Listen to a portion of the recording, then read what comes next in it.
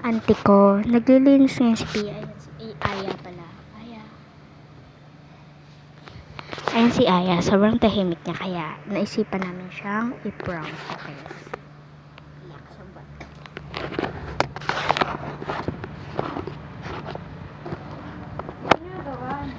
Wala. Aya. Bili ka nga ko. Sige. Sabihin mo utang. Ay. Di ba bayad ka? Si Aya na lang daw magbabayad. Bilisan mo nga. Lang, kukunin ko yung tickets.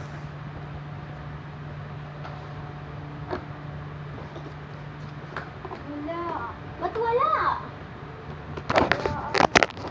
Ang daming tindahan dyan. Maghanap ka. Oo na kami dun eh. Wala nga mabilan eh.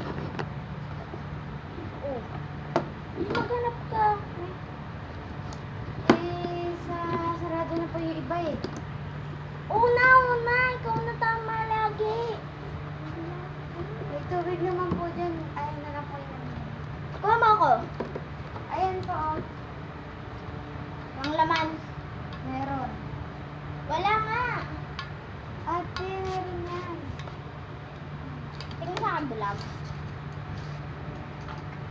Oh. Meron naman pala eh.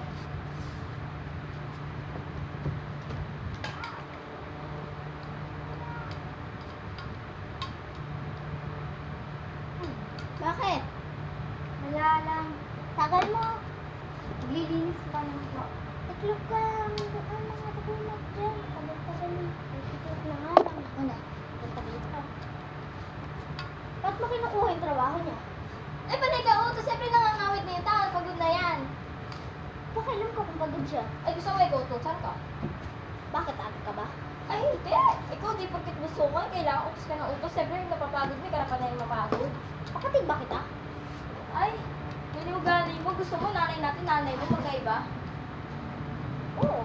Ay, gusto mo? So, gusto mo sabihin ko yan sa nanay natin? Wala akong kapatid na ganyan. Katulad mo. Wala akong kapatid na tamad na panay utos. Wala